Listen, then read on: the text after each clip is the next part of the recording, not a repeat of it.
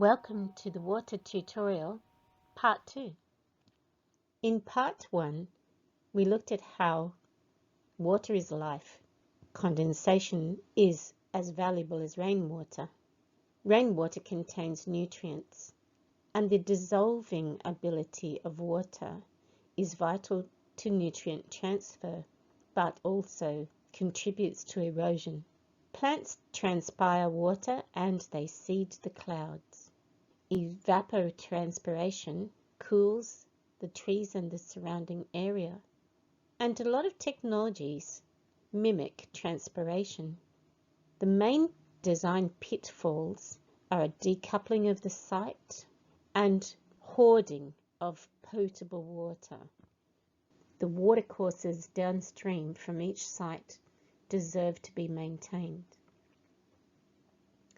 In this part, we're going to look at how to improve water management methods, plug up the losses, harvest as much water as possible, spread it out, slow it down, store only what you need as potable water and store the rest in ground, and how to filter and clean it before sharing it. We can take a home from losing all the water straight into the street to becoming abundant with a complex set of pathways for the water. So there are a lot of decisions we need to make when we're making our design. We work out what are our potable or potable water needs. What's the storage capacity? How much do we need to store? What types of storage can we use? How will we catch the water? Remember that you will be catching rainwater, surface rainwater, and condensation. And how can we make the distribution of the water complex so it's used many times?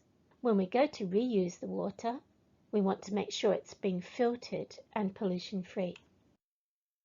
Potable water serves people, animals, your seedlings, and the growing garden system, as well as aquaculture systems. And don't forget, wildlife need water. For potable water, the highest use will be during your establishment stage. Once the forest is mature, it will need less watering. But there will always be an ongoing need for the people and animals and wildlife. The sources for potable water are the roof, the roads, and the waterways, and there are different pollutants to watch out for in each of those. There are different forms of water that we can capture. We can capture condensation, surface water, and rainfall. And there are different techniques that we can use to do that. One of the most amazing technologies for capturing condensation is the Waka Tower in Africa. But there's been some traditional technologies used in South America. When the clouds hit an escarpment, so a bit of a cliff or a mountain, they often drop the water as rain. And so some of the areas behind the mountain can be very dry. We see that in Chile, for instance, where the clouds from the other side of the continent don't make it all the way across to Chile, and it's a very dry part of the world. So you can use condensation trapping devices. But at the end of the day, the best type of condensation trapping device is a tree. There aren't many ways to harvest rainwater directly before it hits the ground. It's best to choose a roof that stays clean. I know that sounds crazy, but some roofs can get moldy, especially if it's tiles in the shade. So we need the roof to stay clean and choose a material that cools down at night. Metal is a very good material for that. That change in temperature will capture condensation during the night. So even if it doesn't rain, you'll get some moisture harvested off the roof. A few other devices can capture rainwater, and they include solar panels. But again, the best way to capture rainwater is through the use of the trees, the forest. If you don't have trees and forest, then start building up garden beds along the contour and are rich with organic matter.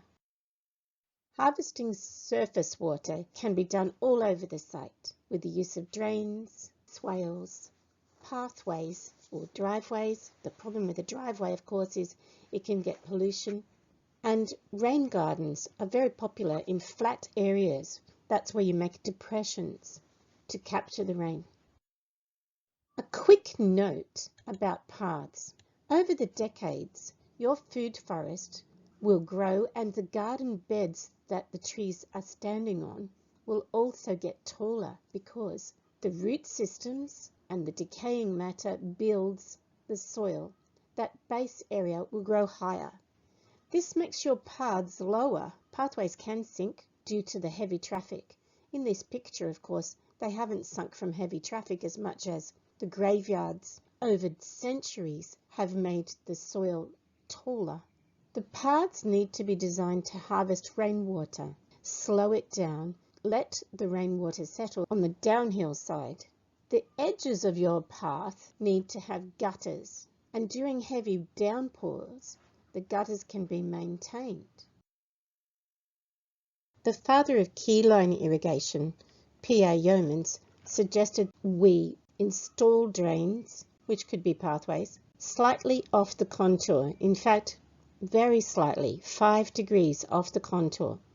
And if you do that, then the water will be quite slow as it moves down the slopes. There are different ways to slow the water down on your site and to hold the water so it doesn't disappear.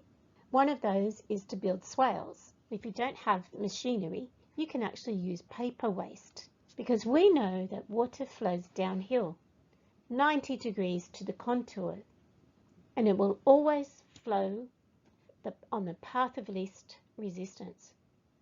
There's lots of terms about water and how it is moving on the surface.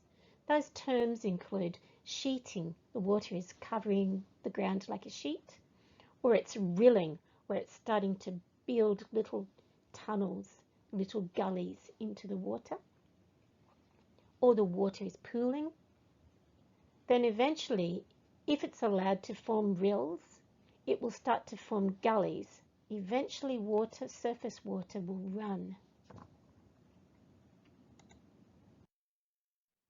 Some of the management strategies that are promoted by AfriStar are save, store, sink, spread, and stop the water.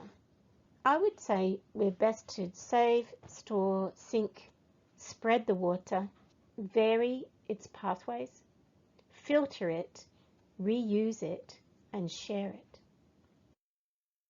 For the water storage, you're going to look at your needs and your capacity to store. So to compare the different types of storage capacity and risks of evaporation and transpiration, let's take the first bar would be your first 4 years. You're going to need more potable water and some in soil.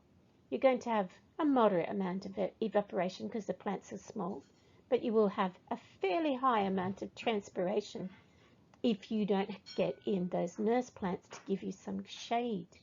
Looking at the second stage in the development of a food forest, the needs for potable water are much reduced. You just need potable water for people and animals and seedlings because your trees are more established now. But during a drought, you will need to give them some water to keep them alive. And then in the mature stage of a food forest, you're going to have a lot lower need for potable water, far greater amount of in-soil storage. Your evaporation will be lower because the trees are shading the warmer parts of the garden, the thermal mass in the rocks and the ground below, and your transpiration will be about a moderate amount because of the reduced temperatures. For your water use, examine your needs and be fairly frugal with them, and increase your capacity to reuse the water. The common uses for potable water include drinking and cooking and washing, water for livestock and wildlife, irrigation, swimming and other recreation, aquaculture and polyculture systems, and construction. Uncommon uses are thermal mass. Sometimes you can have a tank that acts to provide thermal mass to a greenhouse or a house. And you can also use the water for firefighting. To optimize the use of water, we spread the water. That increases the chance of infiltration. We stop any runoff and redirect it, keeping it on site as much as possible. We slow the water down. That also increases the chance of infiltration and reduces erosion. Decrease the evaporation with the use of shade. Build humus in and on the soil to increase that in-soil storage. Humus, and especially compost, is excellent, absorbing good amounts of moisture. And there are different ways to use one drop several times. So the main water management issues are to address erosion, evaporation, transpiration, but you might also want to think about the effects of extreme temperatures on the water. And then there's license and ethical obligations. When water touches the nutrients in the soil, it dissolves some of them. Salt dissolves easily in water. This isn't usually a problem when there's lots of organic matter in vegetation because the salts are used up by the plants. But if the area is rocky, bare, and exposed to wind, the water will just keep evaporating. If we keep applying water through agricultural irrigation systems, then the salts will become more dissolved and the whole area becomes saltier. Erosion. Water has the power to erode areas, and it will do it over time, slowly, but it will also do it quickly when the water is moving fast or continuously moving through soil.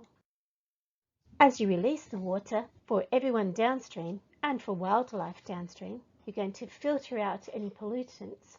And then once you've filtered the pollutants, you need to contain that and then get it processed. You don't have to process it on site. You won't be able to process all the pollutants on your own site, but you will need to take it to the right place to be processed.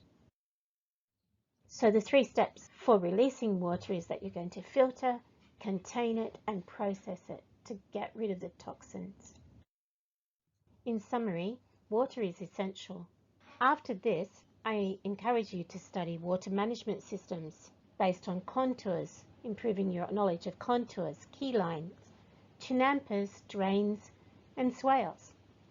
Harvest as much water as possible, but store only what you need as potable, remembering that you might need a large amount in the periods of drought and fire. Store as much water as possible in ground. Clean the water by filtering it before you share it.